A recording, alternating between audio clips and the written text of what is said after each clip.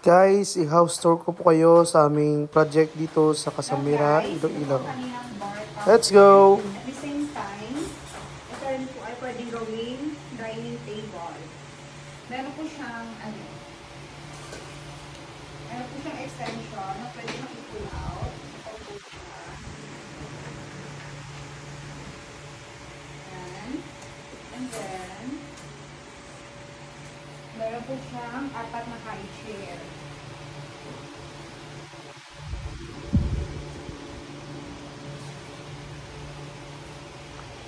Ginawa na lang po namin isa, yung bar counter nila, tsaka yung dining table kasi po, maliit lang po yung space ng bahay. So, ginawa natin minimalist yung gamit nila, tulad nitong bar counter.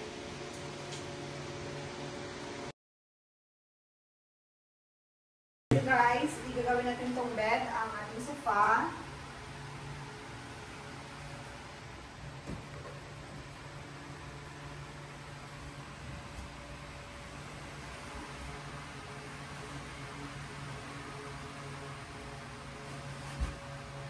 Yung dinisign natin dito guys ay pang ano talaga, space saver kasi maliit lang po yung yan po.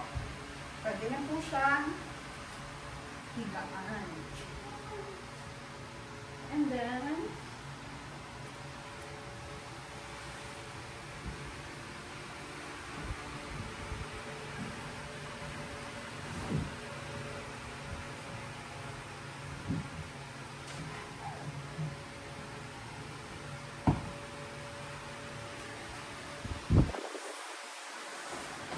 Yan guys, churak din yan. Cute, no?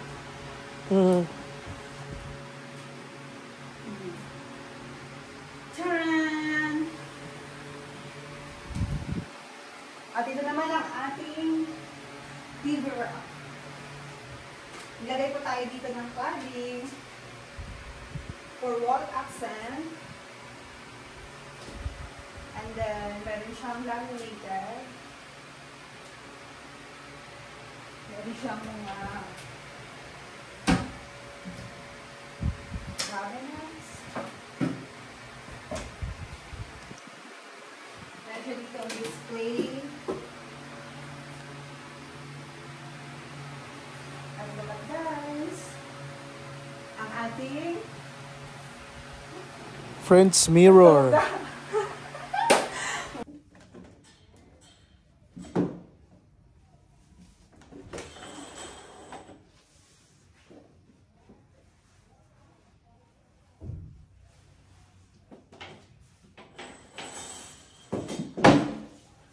punta tayo sa taas. Tingnan natin yung master's bedroom. Tsaka yung isang room na pang sa anak ko ni Ma.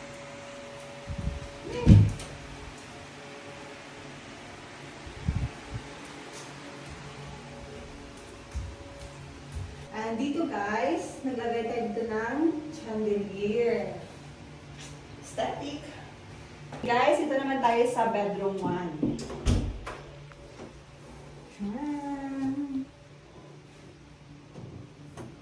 Yan guys. Ito po. Meron tayo ditong bed. Ano po, customized bed po ito. Kami po ang may gawa ng bed. Customized bed with headboard. Tsaka meron siyang shelves na pwedeng lagyan ng mga display. Cellphone. Cellphone. Alarm clock. And dito, meron tayo ditong mga drawer. Cabinets. Guys. Cabinets. Cabinets. And then, ito yung pwede siyang gawing study table. Pwede rin gawing vanity mirror. Magpapanggan. Dito magpapagawa ko.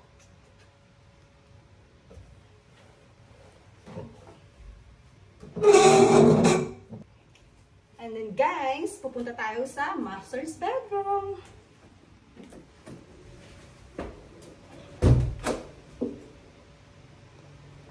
guys ang master's bedroom. Naglagay tayo dito ng lights. ito guys. And then, yung ano po, yung bed niya is personalized din po namin. Customized po siya namin ginawa. Tsaka naglagay tayo dyan ng accent na cladding, PVC cladding. Tsaka maganda guys, o tingnan nyo yung kanyang headboard. Yung headboard. Hanggang sa taas siya, maganda siya tingnan. Meron siyang mga cabinets. And then, meron siya ditong vanity mirror. At vanity table. Yun guys. That's all.